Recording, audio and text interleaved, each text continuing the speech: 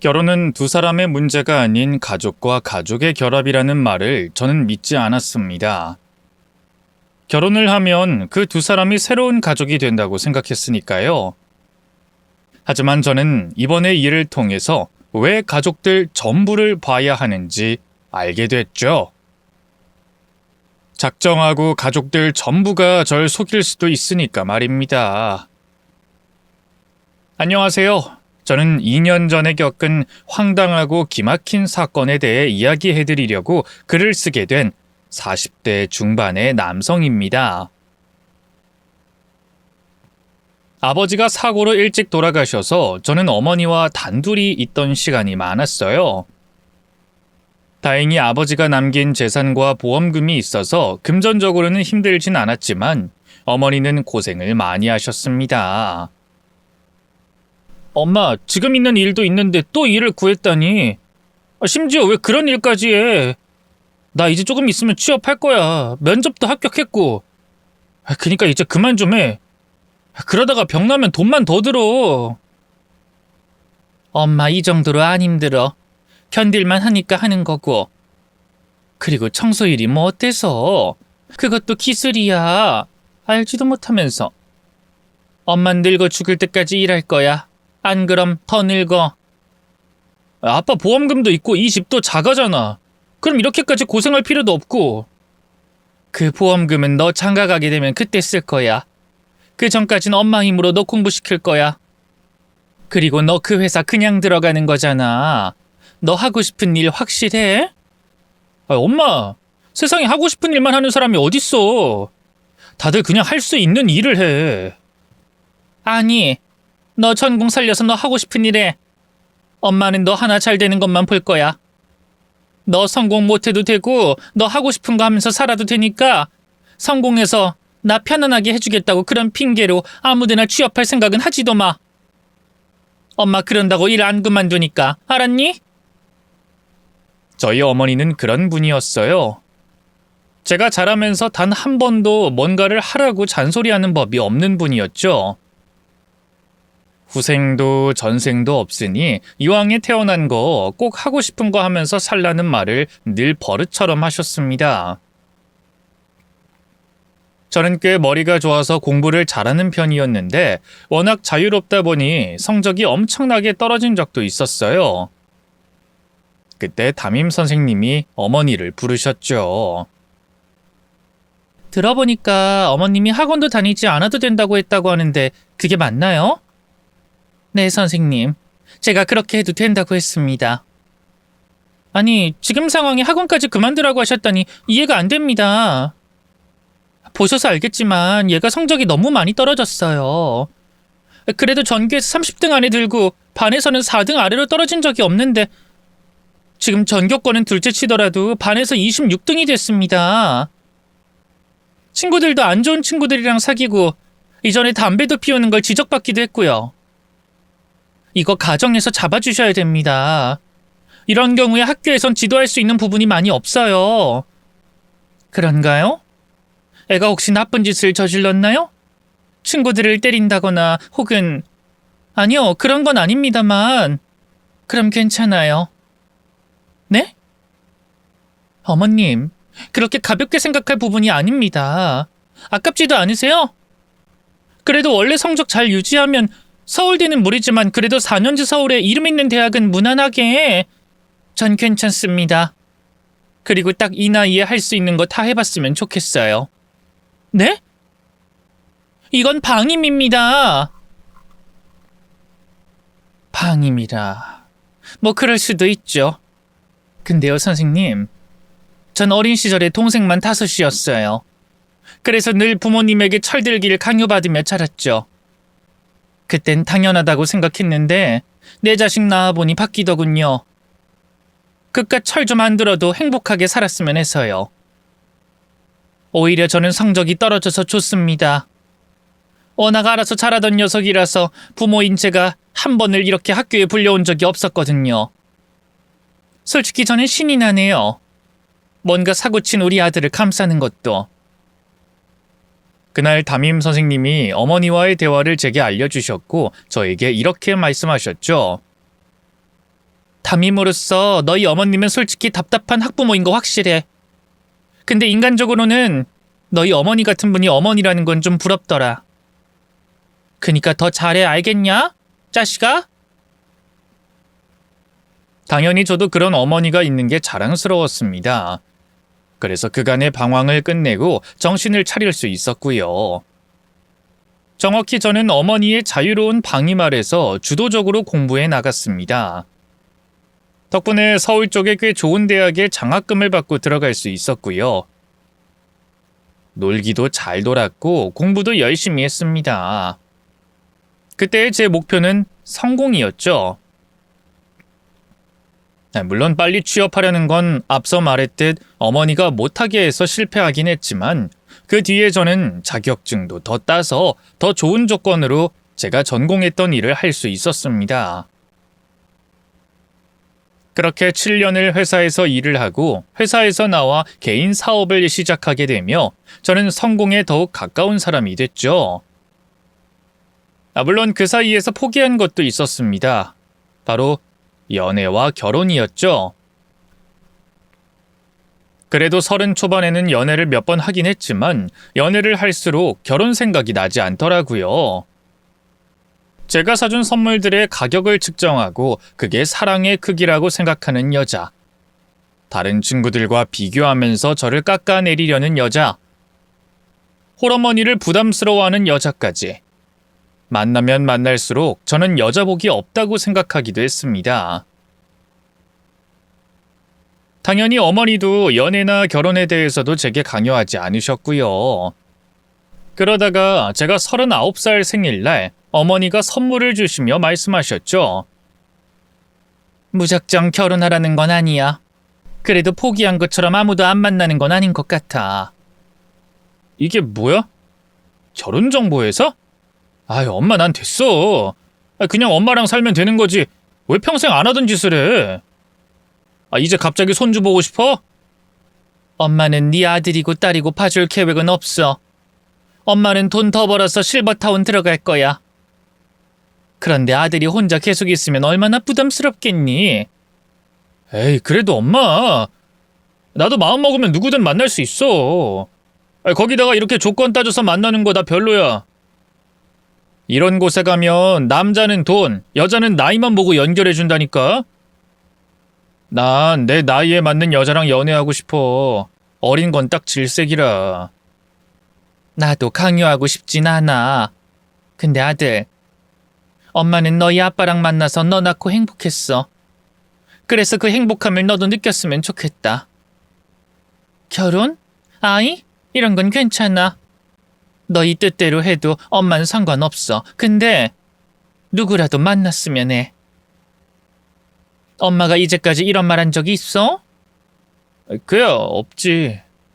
그럼 이 엄마가 가입해준 걸 봐서라도 딱 몇 개월만 사람들 만나봐. 솔직히 네 주변에 온통 남자뿐이잖아. 일하는 곳에도 여자는 한 명뿐이라며. 자연스럽게 못 만나면 인위적으로라도 만나. 난 너희 아빠 선 봐서 만났어. 그래도 잘 살았잖니. 알겠어, 만나볼게. 근데 진짜로 아니면 결혼은 억지로 안 할 거야.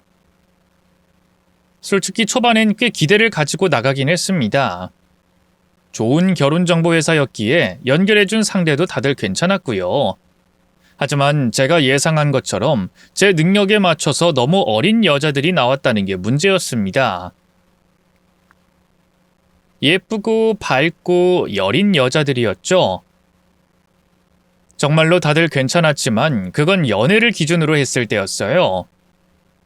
좀 이상하다고 생각할지 모르지만 제가 결혼해서 가장 우선에 두는 건 대화가 통하는 상대를 만나는 거였습니다. 이유는 저희 부모님 때문이었고요. 살아생전 아버지는 어머니를 존경한다고 했습니다. 그리고 제게 이런 말을 하셨죠. 네가 훗날 결혼을 한다면 꼭 대화가 잘 통하는 사람을 만나라. 아빠랑 엄마처럼요? 그래. 웃긴 이야기를 했을 때 웃는 시점이 같고 화가 났을 때도 분노하는 시점이 같은 그런 사람과 만나야 함께 웃고 울고 대화도 할 수 있어. 예쁘면 더없이 좋겠지만 세월은 흐르니까 언제까지 예쁘진 않아. 그러니 네가 존경할 수 있고 존중받을 수 있는 사람을 만나야 한다. 왜냐하면 그건 세월이 흐르면 더 커지거든. 알았니? 꼭 그럴게요. 그때가 아무것도 몰랐던 중학교 시절이었는데도 유독 그 말은 토시 하나 빠뜨리지 않고 기억하고 있었습니다. 그리고 저는 늘 그런 사람을 기다렸죠. 하지만 결혼정보회사에서 연결해준 여자들은 희한하게도 저와 대화가 통하진 않았어요. 긴장돼서 그런 걸지도 모른다고 생각했지만 후회 만남 역시 즐겁지 않았죠. 그렇게 격주로 만남을 이어갔지만 별다른 소득이 없었어요. 그러다 결국 주선이 거의 끝나갈 무렵에 한 여자를 만나게 됐습니다. 갑자기 일이 바빠져서 약속 시간이 30분이나 흐른 뒤에야 생각이 났죠. 그래서 급하게 약속 장소로 향하면서 전화를 걸었고요. 죄송합니다. 제가 약속이 좀 늦을 것 같아서요. 어쩌죠?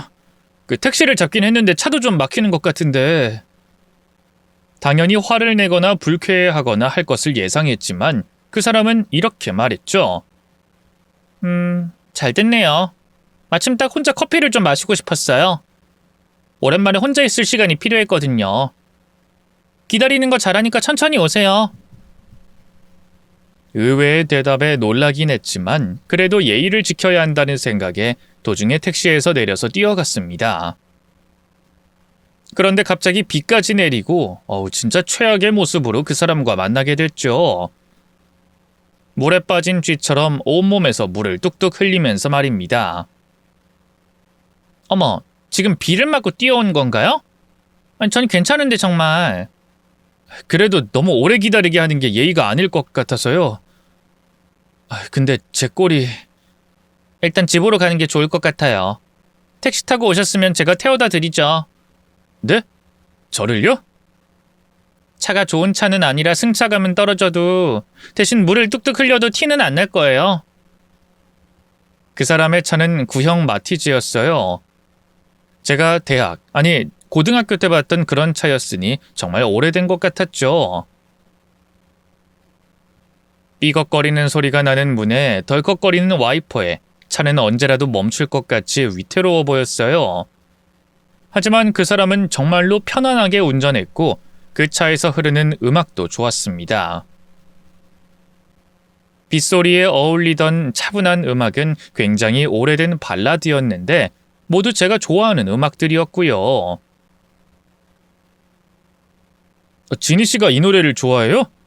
진짜 오래된 노랜데. 노래는 80년대가 좋긴 했잖아요. 가수들도 노래를 잘 불렀고. 그야 그렇죠. 근데 90년대생이 이걸 아는 것도 신기해서요. 제가 노래를 좋아하는 폭이 좀 넓어서요. 송골매도 좋아해요.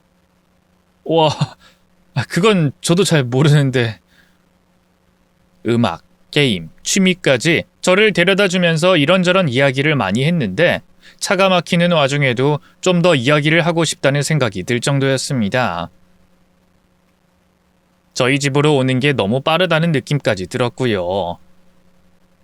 결국 그렇게 헤어지고 난 뒤에 저는 정말 너무 오랜만에 심장이 뛰는 걸 느꼈죠. 바로 그날 저녁에 다시 만날 약속을 잡았고 4번째 만났을 때 연인이 됐어요. 좀 빠른 감이 있긴 했지만 저는 확신이 있었습니다. 적어도 이 사람이라면 결혼을 해도 행복하게 살 수 있겠다라는 확신이요.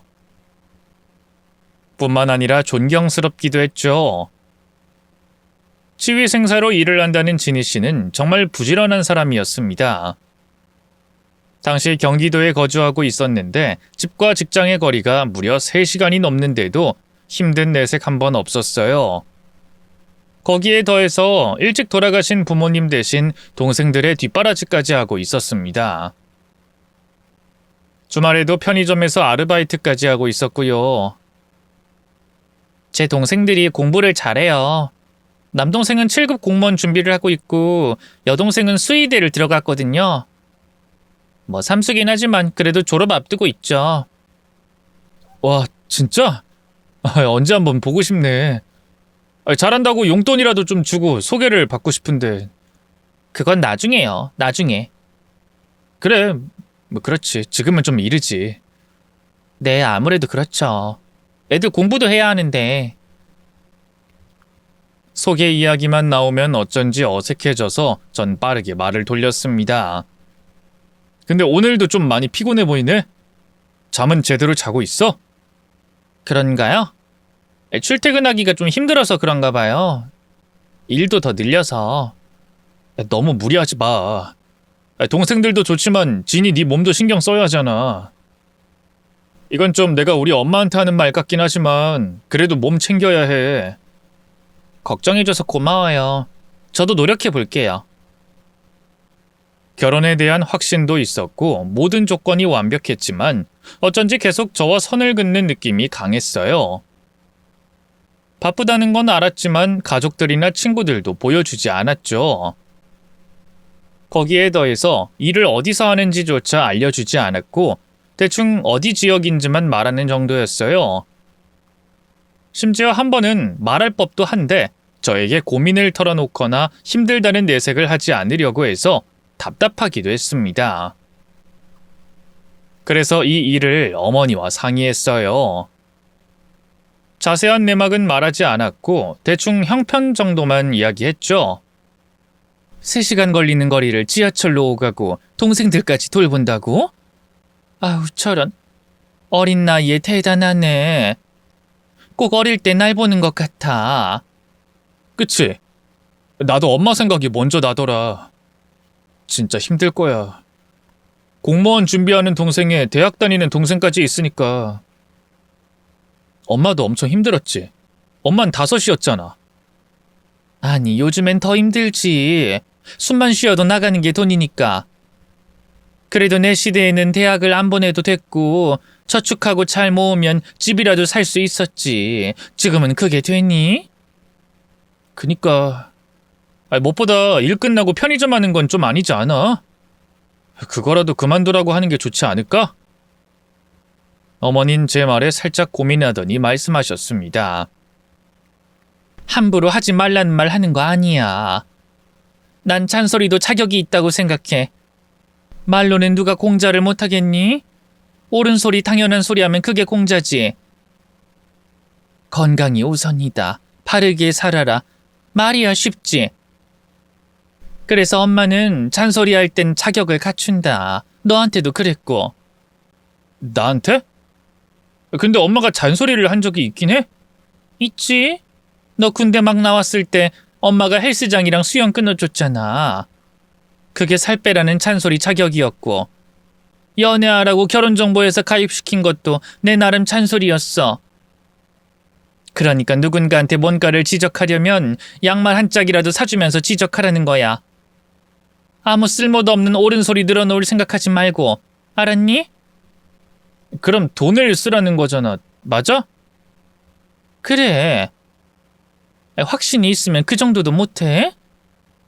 그래도 돈 거래가 오가는 건 엄마도 별로라고 하지 않았어?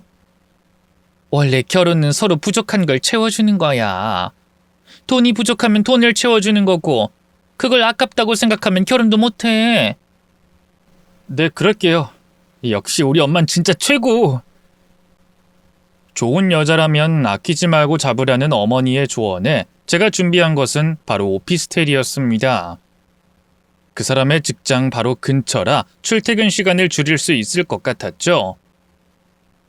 보증금 일체를 비롯하여 12개월 월세까지 모두 한 번에 넣었어요.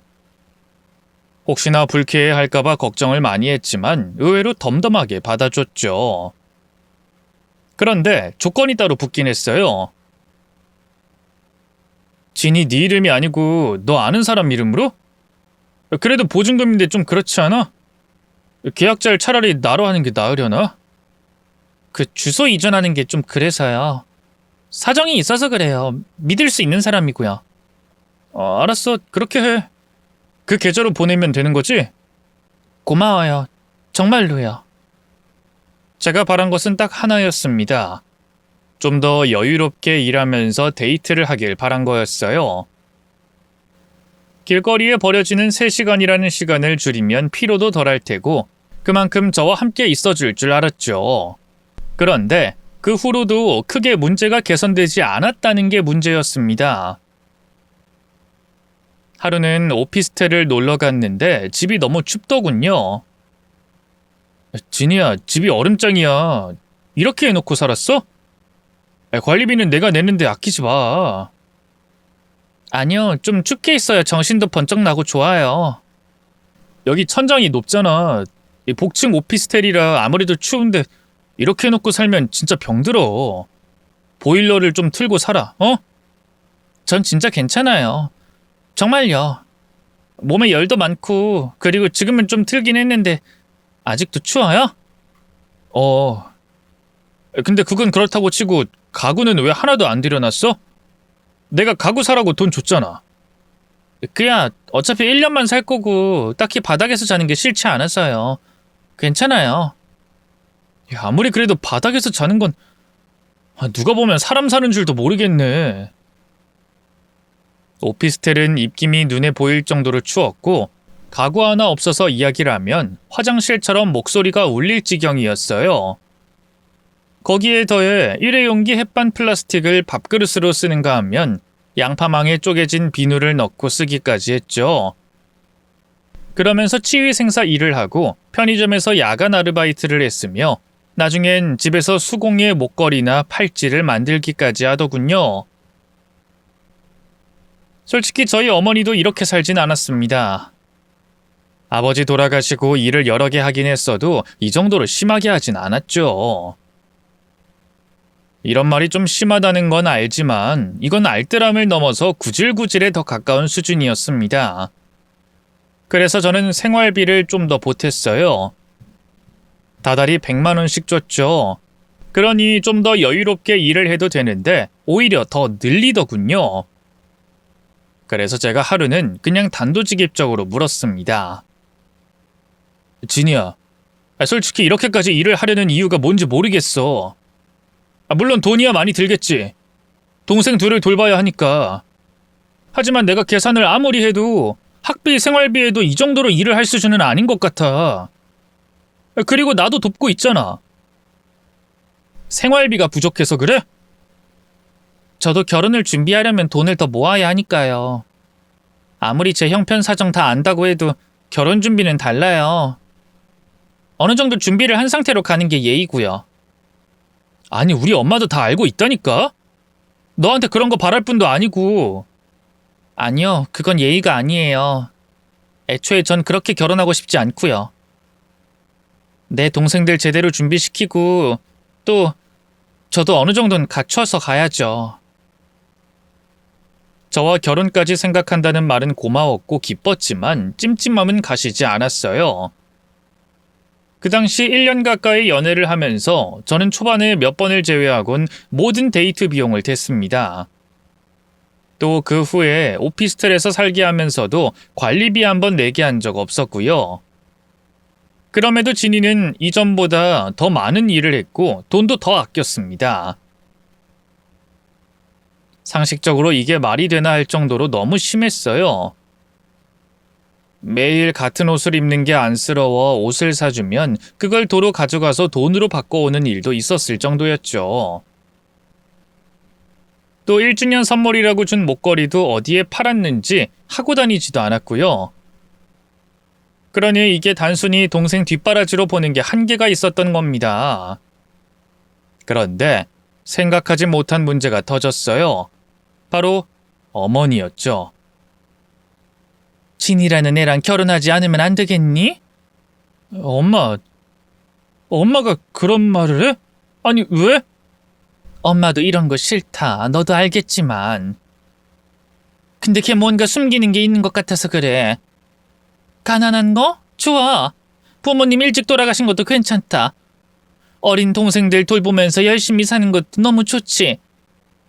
하지만 사람이 진실되지 못한 건 엄마도 반대야. 엄마, 그 사람 절대로 그럴 사람 아니야. 엄마는 잘 모르잖아. 한 번 봤고. 2번 봤어. 언제? 내가 소개시켜줬을 때 말고 또 따로 봤다고? 그래. 내가 너한텐 따로 말 전하지 말라고 했어. 뭐 때문에 만났는데? 결혼 준비 슬슬 시작하게 될 것 같아서 내가 따로 불러서 돈을 좀 줬어. 너한테 그래서 말하지 말라고 한 거고. 근데 그게 지금 7개월이 넘었어. 뭐? 그런 일이 있었어? 얼마를 줬는데? 3천. 아니, 엄마! 아니, 상의도 없이 그렇게 줬다고? 넌 모른다. 장녀에 딸린 동생들까지 아마 결혼하는 것도 무서울 거야. 그래서 엄만 그 부담감을 덜어주려고 했지. 그러다가 그 돈이 한 번에 빠져나갔어. 아니, 말도 없이? 그래. 아니, 사정이 있겠지. 근데 결혼 이야기가 없다는 건 이해가 되지 않아. 엄만 7개월이면 많이 기다렸다고 생각해. 너희가 만난 게 해 넘어가는 걸로만 하면 3년이야. 2년 넘게 만났고, 근데 아직? 그건 뭔가 다른 속이 있다고밖에 못 보겠어. 아이, 진짜 아니라고. 그 사람 다른 꿍꿍이 같은 거 없어. 진짜로 좋은 사람이야. 혹 너 혼자만 결혼하고 싶은 건 아니고? 그건 아니야. 동생들은 소개받았니? 그야 워낙 바쁘니까. 봐. 그러니 엄만 반대야. 엄마! 일단 그렇게 알아. 물론 네 인생이니 내가 뭐라고 하진 않을 거다. 하지만 엄마는 축복은 못해. 너도 다시 생각하면 좋겠구나. 저도 그때는 어머니의 의견에 어느 정도는 동조를 했습니다. 하지만 도저히 헤어지자는 말은 할 수가 없었어요. 결심을 했다가도 그 사람과 있는 짧은 시간이 너무 좋았고, 이런 사람을 놓치면 다시 누군가를 못 만날 거라는 두려움도 있었죠. 무엇보다 저는 단 한 번도 그 사람과 싸운 적이 없었어요. 특히 2주년 기념으로 제가 반강제로 여행을 제안했을 때 없는 시간을 겨우 빼서 그 사람도 함께하기로 했었어요. 그런데 막상 바로 전날에 약속을 취소한 것은 저였습니다. 거래처에 문제가 터지는 바람에 도저히 상황이 안 됐죠. 제가 상황을 설명했고 미안하다고 했을 때 그 사람은 이렇게 말했습니다. 괜찮아요. 저도 마침 바쁠 예정이었는데 오히려 잘 됐네요. 나 때문에 연차까지 냈잖아. 내 시간에 맞춰준다고. 진짜 미안해. 내가 고집 부리고 내가 억지로 가겠다고 했는데 막상 약속을 깨서 정말로 미안. 왜 그게 미안해요. 나도 덕분에 쉬게 됐는데. 약속을 깼지만 피해도 입지 않았고 나쁘지 않다면 그럼 미안할 필요 없잖아요. 그렇죠? 분명히 한 번 정도는 화를 낼 만한데 그 사람은 그런 적이 없었죠. 늘 저를 먼저 배려해주고 이해하려고 했으니까요. 때문에 약간 이상하고 좀 불만스러운 부분도 그냥 넘어간 겁니다. 이를테면 가족들을 소개해주지 않는 것이나 결혼을 자꾸 뒤로 미루려는 건 모두요. 그런데 연애가 3년이 가까워질 무렵 그 이유를 알게 됐죠. 가족들이 저와의 결혼을 반대했기 때문이라는 걸 말입니다. 저는 기분도 불쾌했고 오히려 동생들을 더 안 좋게 보게 됐죠. 제가 나이가 좀 많은 것을 빼면 딱히 반대할 이유는 없어 보였습니다. 그러니 자신들을 뒷바라지해 줄 사람이 없어지는 걸 막으려고 반대한다고 생각할 수밖에 없었죠. 하지만 차마 동생을 위해서 헌신하는 그 사람에게 그런 말을 하진 못했어요. 그래서 어머니의 반대에도 불구하고 결혼을 밀어붙이기 시작했습니다.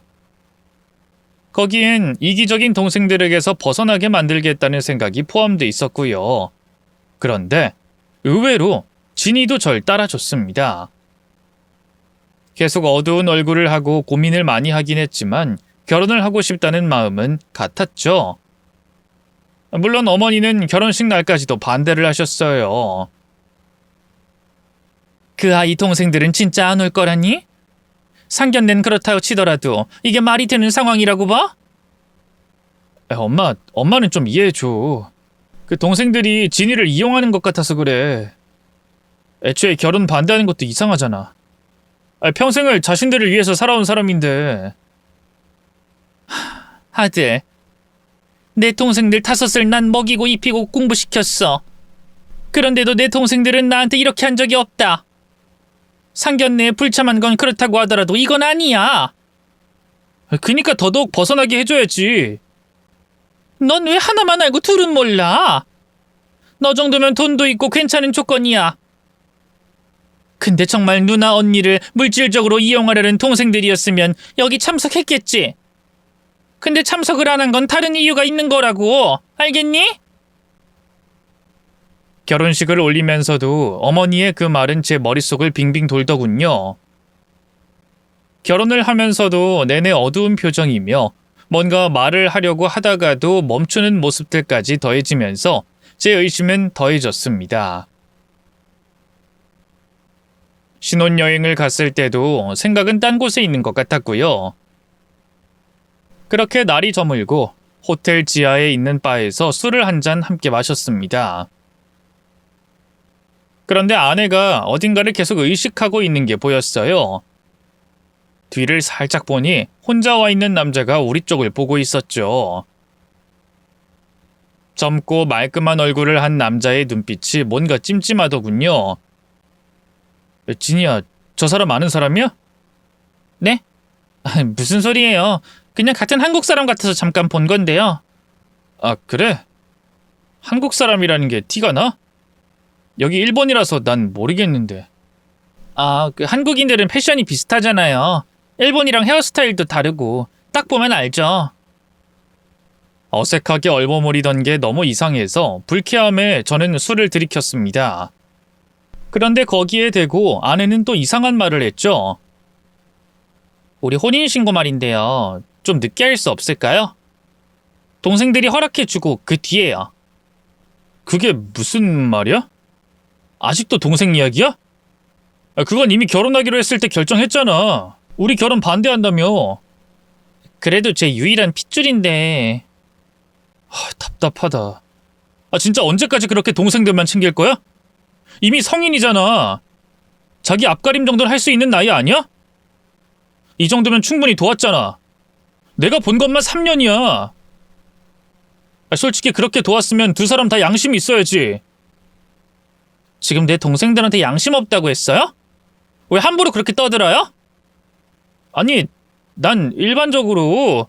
일반적? 내가 이상하다는 말을 하고 싶어서 그래요? 그런 거예요? 이상하면 왜 결혼했어요? 일반적인 여자랑 결혼하지? 진이야, 난 그런 뜻이 아니라... 그런 뜻이 아니면 뭔데요? 이제 결혼했으니 그런 말도 함부로 해도 된다고 생각해서 그래요? 다른 건 몰라도 각자 가족은 건드리는 게 아니죠. 저는 그날 처음으로 언성을 높이는 그 사람의 모습을 봤습니다. 한편으로는 제가 잘못을 했다고 인정을 하면서도 다른 한편으로는 이게 본 모습이 아닌가 하는 생각까지 들더군요. 솔직히 혼란스러웠습니다. 가뜩이나 이것저것 이상한 게 너무 많은 상황인데 혼인신고까지 미루려는 것도 이상했고 계속 제게 뭔가 말을 하려다가 마는 것도 찜찜했죠. 그래서 저는 그날 좀 과음을 했습니다. 제 곁을 지키다가 그 사람이 먼저 들어가 버렸지만 남아서 더 마셨고 완전히 만취해서 호텔 룸으로 들어갔고요. 그 뒤의 기억은 없었습니다. 다만 도중에 목이 말라 깨어보니 침대 옆은 차갑게 식어 있어 잠에서 깨어났죠. 시간은 새벽 3시를 넘어가고 있었습니다. 화장실에도 보이지 않아서 호텔 로비로 슬쩍 나가서 밖을 봤어요. 혹시나 잠이 오지 않아 산책을 하나 하는 생각에 계속 기다렸죠. 그런데 그때 눈에 익은 호텔 직원이 보여서 물었습니다. 혹시 제 아내 와이프 보셨나요? 저 함께 있던. 잘 하지 못하는 일본어였지만 영어까지 동원했고 사진까지 보여줬어요. 봤습니다. 아까 옆방 남자랑 밖으로 나가던데요. 옆방이요? 네. 혼자 투숙하신 젊은 남자분이요. 한 20분 정도 됐어요. 밖으로 나가서 오른쪽으로... 순간 호텔 바에서 마주쳤던 남자의 얼굴이 겹치면서 전 빠르게 밖으로 나갔죠. 난생 처음 온 일본이라 멀리 나가지 못했을 거라고 생각하고 호텔 주변을 한 바퀴 빙 돌았습니다. 그러면서 전 아내가 계속하지 못했던 말이 혹시 다른 남자가 있다는 말은 아닐까 상상했죠. 그거면 모든 게 말이 되니까요. 바에서 본 남자는 젊어 보였습니다. 많아야 20대 후반? 그 정도였죠. 그러니 그런 남자와 만나기 위해서 많은 돈이 필요했을 가능성이 있었습니다. 동생들은 핑계였고 좋아하는 사람이 따로 있었던 거죠. 아무리 부정하려고 해도 신혼여행지까지 따라왔다면 너무나 뻔했습니다. 처참한 기분으로 한참을 걷는데 검은 실루엣이 보였어요. 일순 저는 몸을 낮추고 천천히 들어갔죠. 한국말이 언뜻 들렸고 더 가까이 가보니 지니의 목소리가 뚜렷하게 들렸습니다. 내가 알아서 할 거야. 넌 나한테 이렇게 말할 자격 없어. 이건 속이는 거야. 그 남자한테도 할 짓 아니고. 미쳤어? 당장 돌아와. 돈은 내가 어떻게든 해볼 테니까. 이거 범죄야. 범죄라고. 넌 그냥 너 하던 거나 해. 범죄라고 해도 내가 달게 받을 부분이야. 애초에 돈 때문에 접근한 거 맞지? 그런 거잖아. 사랑하지도 않는 사람이랑 결혼을 왜 해? 네가 뭘 알아? 넌 몰라. 나 어린애로 보지 마. 나도 알 거 다 알거든. 돈은 내가 벌어. 미친 짓 그만하고 돌아와. 싫어. 싫다고. 돈에 미쳤구나. 우린 안중에도 없어? 결혼은 사랑하는 사람이랑 하는 거야. 그 이야기에 저는 다리에 힘이 풀렸고 충격으로 쓰러지고 말았습니다.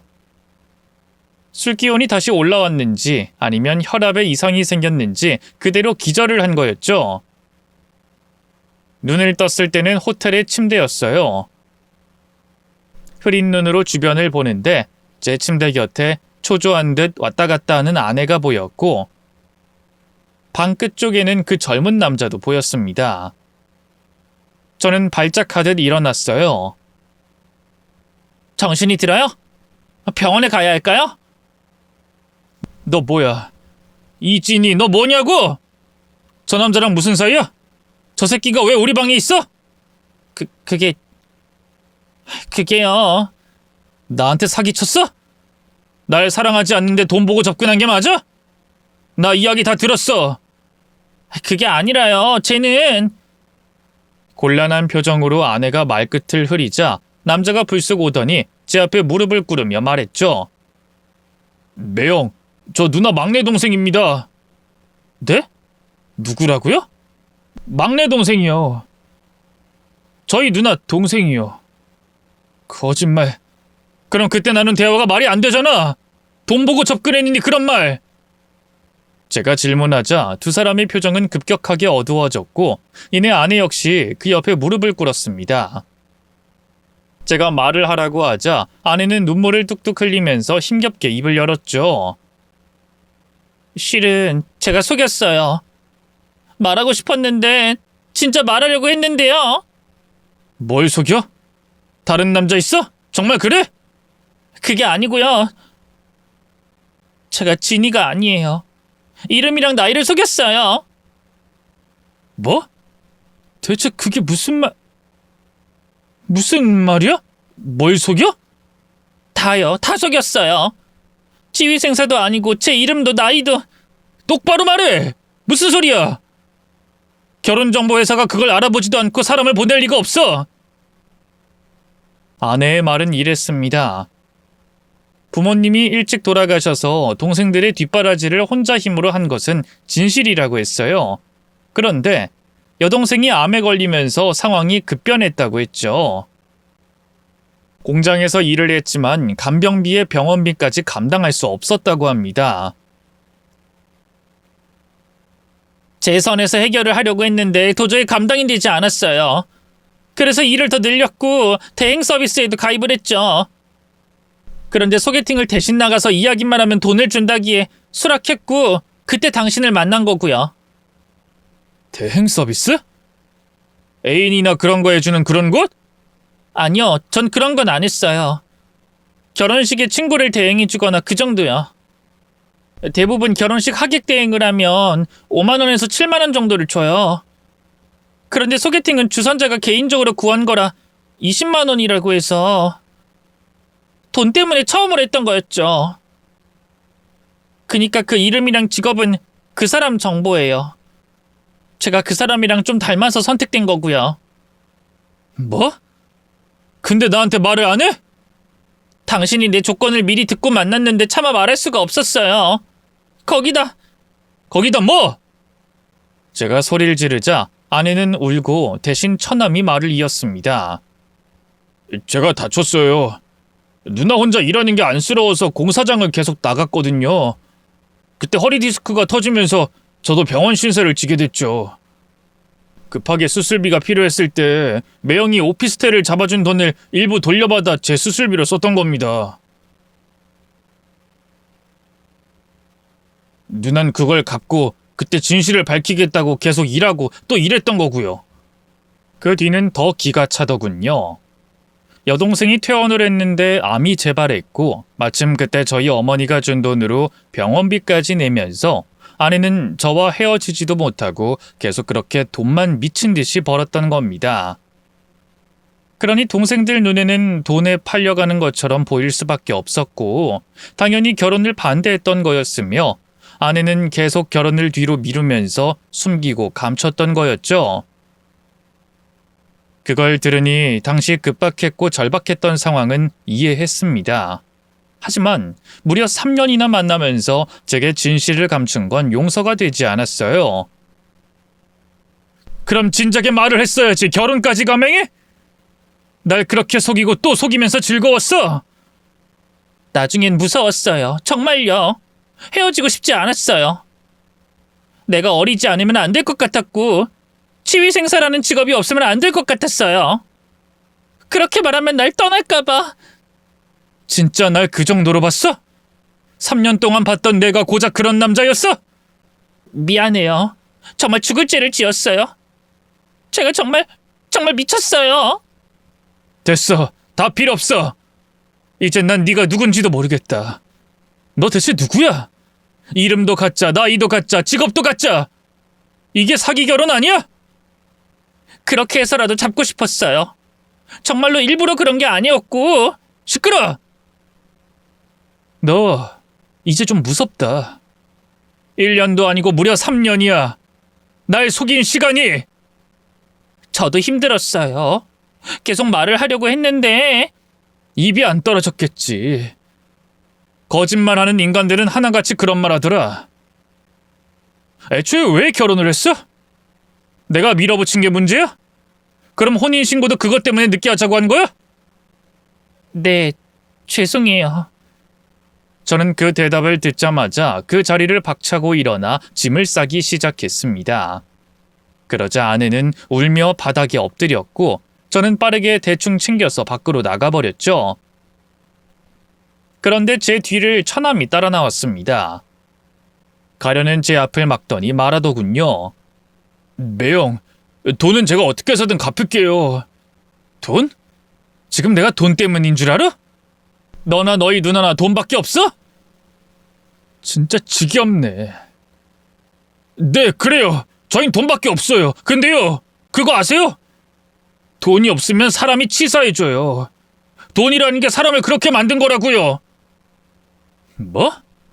누나, 저희 위해서 뭐든 했어요. 공부 잘하는 작은 누나 수의대 보내려고 뒷바라지 평생 했고 또 절 위해서 살았어요. 저도 작은 누나도 그 은혜 갚겠다고 미친 듯이 공부만 했고요. 근데 그 돈 때문에 아파도 병원도 안 가고 구질구질하게 살다가 병 키웠어요. 저도 수술 받을 필요 없었는데 아픈 상태로 계속 일 나가다가 그렇게 된 거고요. 그렇게 돈이 사람을 비굴하고 치사하게 만들어요. 그깟 몇 푼 아끼려다가 한 번에 무너지는 것도 가난해서 그런 거고요. 가난? 좋은 핑계지. 난 그게 핑계로밖에 안 들려. 핑계요? 그렇게 생각할 수도 있죠. 근데 가난한 사람들한테 다 물어보세요. 어떤 누가 가난한 걸 핑계로 삼고 싶어 하는지. 없어요. 왜냐면 그게 너무 구질구질하니까. 진실을 가리니까. 돈만 아는 사람으로 만들어버리니까. 잘 보이고 싶고 오해받기 싫어서 가난하다는 말하기 싫은 거거든요. 진짜로 가난을 쓰고 싶은 순간은 그걸 극복한 순간뿐이니까요. 가난했지만 성공했다 이렇게요. 그 말은 너희 누나가 나한테 진심이었다는 거야? 네. 누나도 일단 급한 불만 끄고 매형이랑 제대로 결혼하고 싶었을 거고 그렇게 타협한 걸 거예요. 왜? 돈 때문에 만난다는 소리 듣기 싫었을 테니까. 그럼 말을 했어야지. 거짓말을 하지 말았어야지. 결혼하기 전이라도 말을 해야지. 진짜 좋아하면. 말을 했어도 오해했을걸요. 평생을 함께 살았던 저랑 작은 누나도 그렇게 생각했으니까요. 돈 때문에 그쪽이랑 만난다고 생각했으니까. 나도 오늘 누나 상태 보기 전까진 진짜 좋아해서 그런 줄 몰랐다고요. 저 누나가 저렇게 우는 거 처음 봐요. 우리 부모님 돌아가실 때도 속으로만 울던 사람이었는데. 매형, 제발 우리 누나 미워하지 마세요. 우리 때문에 치사해진 거지 정말 나쁜 사람 아니거든요?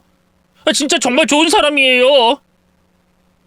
신혼여행지에서 홀로 돌아왔을 때 어머니는 몹시 놀라셨습니다.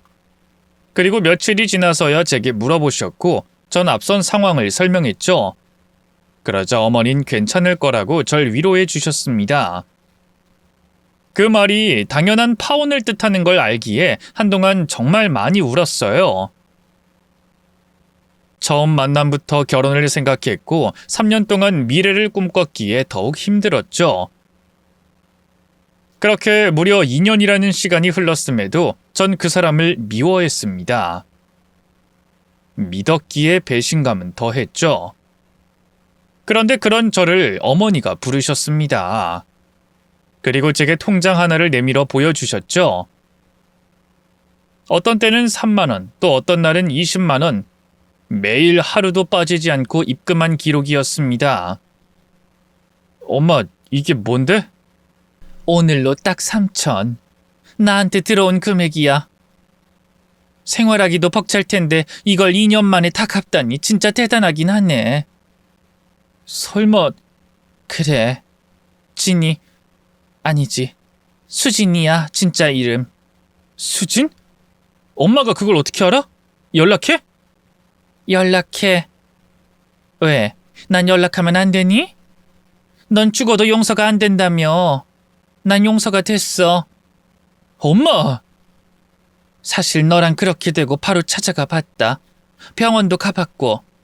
그 아이들 부모가 교통사고로 한날 한시에 세상을 떴더구나. 그때 막내였던 아들도 그 차에 타고 있었고 애가 다리를 절고 수술도 2번이나 했다고 해. 아무래도 넉넉하진 않았던 모양이라 부모가 남긴 재산은 순식간에 사라졌고 그때 수진이가 겨우 고등학교 1학년이었어. 뭐? 난 그런 말은 못 들었는데. 나이를 속였으니 그런 말을 할 수가 있었겠니? 그리고 가난이 그렇다. 대부분 그 사람들의 약점이 되거든. 특히 사랑하는 사람 앞에선 가난한 걸 당당하게 말하는 건 누구든 힘들어. 그 어린 나이에 가장이 됐으니 걔 심정은 오죽했겠어? 고등학교 자퇴하고 공장에 들어가서 자기 동생들 고아원 안 보내려고 밤낮을 일만 하며 살았다고 하더라. 어머니는 그 말을 하면서 코끝이 빨갛게 변해서 훌쩍거리셨습니다.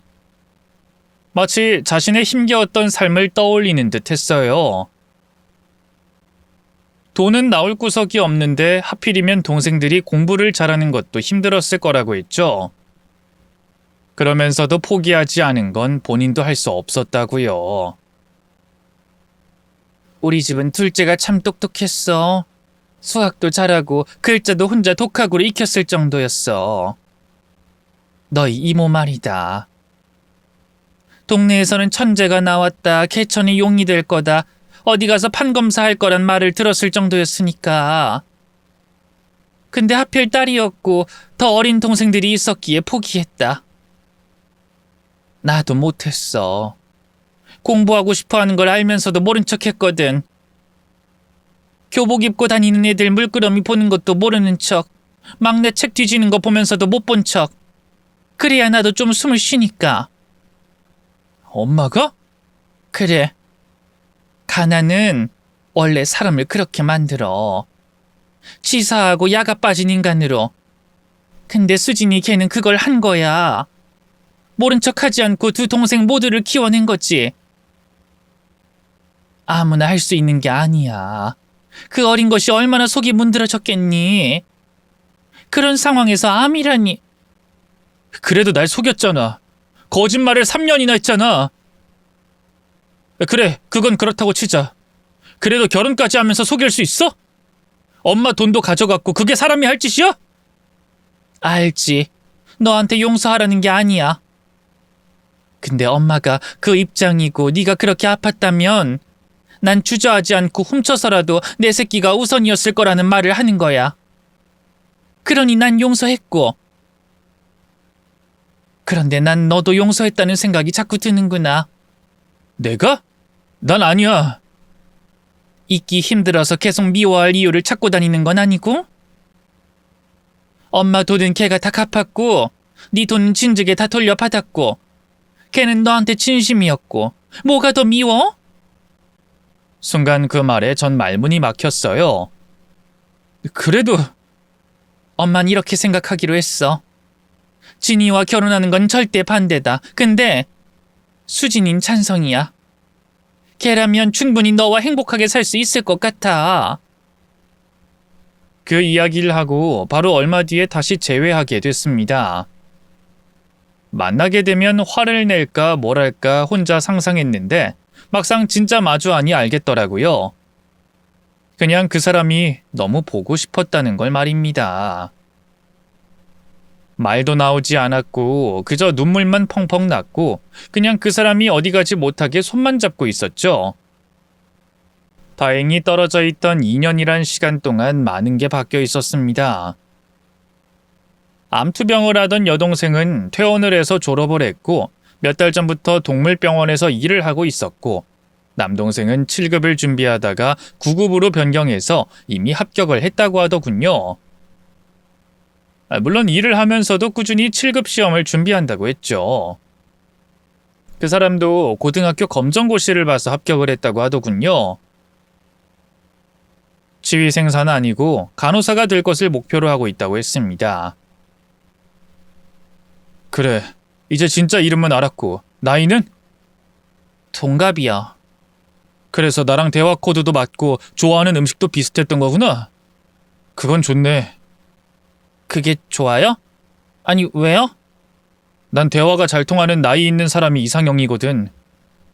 남자들이 왜 무조건 어린 여자만 좋아한다고 생각해? 그건 편견이야.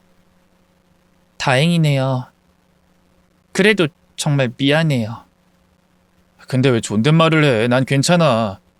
지금 막 새로 소개받은 거라고 생각하려고 하거든. 그러니까 편안하게 친구처럼 시작하자. 응? 알았어. 그래, 잘 부탁해. 나도 잘 부탁해. 우리 앞으로 잘 만나보자. 그 뒤로 우리는 서로에 대해서 몰랐던 것들을 알아가면서 연애부터 시작했습니다. 아무래도 돈이라는 부분에서 자유롭게 되니 그 사람이 더 좋은 사람이라는 것도 알게 됐고 여유가 생기니 더욱 매력이 있다는 것도 깨닫게 됐죠. 오늘은 내가 한턱 낼게. 먹고 싶은 거 다 사줄게. 됐어, 수진아. 너무 무리하지 마. 내가 사도 되니까. 아니야, 나 이제 돈 좀 벌거든. 어디 쓸 곳도 없어. 동생들이 오히려 돈을 준다고. 그래? 그럼 뭐 사줄 건데? 어머님도 불러. 같이 먹자, 소고기. 그럼 동생들도 부를까? 그건 안 돼. 아직 그 정도는 아니야. 다음 달 정도에 같이 가자. 알았어. 엄마만 부를게. 그 대신 다음 주엔 동생들 불러서 내가 쏜다. 그래, 그럼. 그 사람 동생들도 몹시 다정하고 저희 집에서 함께 식사도 할 정도로 친해졌습니다. 이미 2년 동안 연락을 했으니 저보다 어머니와 더 친했죠. 그러다 보니 어머니도 그렇고 동생들도 여대를 더 오래 하다가 천천히 살림을 합쳤으면 하더군요. 어차피 결혼식은 치르긴 했으니 다시 거하게 하는 것보다 가족들끼리 조촐하게 진행하는 것으로 대신하고 말입니다. 근데 제가 사고를 치면서 급하게 앞당겨지게 돼버렸죠. 나이가 있다 보니 아이를 낳지 못할 거라고 생각했는데 그게 아니더라고요. 당연히 저희 어머니 난리가 났죠. 아니 이제야 쉬면서 공부 좀 하겠다는 애를 임신시켜? 이놈아, 내가 너 그렇게 가르쳤어? 아이, 엄마, 잔소리할 땐 자격이 있어야 한다더니 자격이 없는데 뭐 애기용품이라도 사주면서 뭐라고 해야 되는 거 아닌가? 아기용품? 그걸로 두드려 맞고 싶어? 지금 눈에 뵈는 게 없어서 그래? 내 며느리한테 무슨 짓이야? 얼마나 고생을 하겠어? 애는 낳지도 못하는 놈이 뭘 한다고? 아이고 혈압아.